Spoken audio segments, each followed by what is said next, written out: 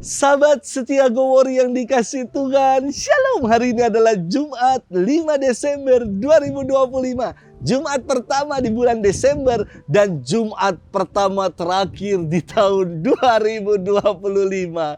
Kita kembali mau berdevosi kepada hati Yesus yang Maha Kudus, hatinya yang berbelas kasih kepada kita. Mari kita bersama-sama siapkan hati kita untuk merenungkan firman Tuhan hari ini yang diambil dari Injil Matius 9 ayat 27 sampai dengan 31. Kita siapkan hati kita. Haleluya, haleluya, haleluya. Tuhan pasti datang, Ia datang dengan megah, dan mata para hambanya akan berseri-seri. Haleluya, haleluya, haleluya. Tuhan bersamamu dan bersama rohmu. Inilah Injil suci menurut Matius, dimuliakanlah Tuhan. Sekali peristiwa ada dua orang buta mengikuti Yesus sambil berseru-seru, "Kasihanilah kami, hai anak Daud." Setelah Yesus masuk ke dalam sebuah rumah, datanglah kedua orang itu kepadanya. Yesus berkata kepada mereka, "Percayakah kalian bahwa aku dapat melakukannya?" Mereka menjawab, "Ya Tuhan, kami percaya." Lalu Yesus menjamah mata mereka sambil berkata, "Terjadilah padamu menurut imanmu."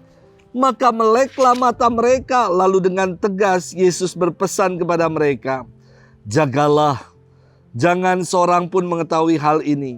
Tetapi mereka keluar dan memasyurkan Yesus ke seluruh daerah itu.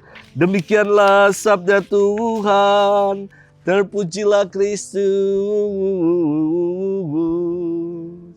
Sahabat setia Gowori yang dikasih Tuhan, Shalom. Dulu ketika saya frater, saya senang sekali berenang. Karena belajar renangnya otodidak. Gara-gara salah gerak ketika renang dengan gaya bebas. Karena mungkin saya merasa gaya bebas artinya freestyle. Jadi semau-mau sendiri gayanya. Maka telinga kiri saya ini kemasukan air. Mama mengajarkan, kalau kemasukan air, tambahkan lagi masukkan air, lalu langsung buang sambil pukul-pukul kepalanya.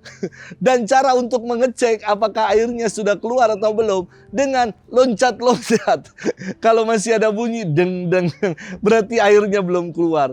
Ternyata ketika saya kemasukan air, saya masukin air lagi. Saya udah coba metode itu, biasanya berhasil. Namun kali ini gagal. Malah telinga saya infeksi. Bengkak sekali, begitu besar. Dan sangat-sangat sakit. Sampai saya dilarikan ke rumah sakit St. Carolus. Dan menurut dokter ini harus dioperasi. Karena infeksinya mengenai gendang telinga. Malam hari sebelum besok dilakukan operasi, teman-teman mama papa saya datang berkunjung ke rumah sakit dan bertanya kepada saya begini, "Frater, kami boleh nggak berdoa untuk frater?" Masa saya didoakan tidak mau, ya kan? Walau saya malu juga, karena ketika menjadi frater, saya itu kan dirawat di ruang kelas 4. Ada 6 orang pasiennya. Jadi di kiri kanan ada 5 pasien lain yang juga lagi sakit, lagi dirawat.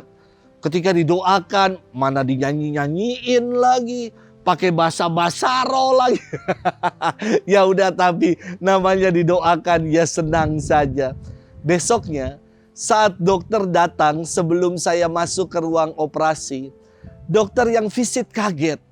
Karena bengkaknya sudah kempes dan infeksinya sembuh.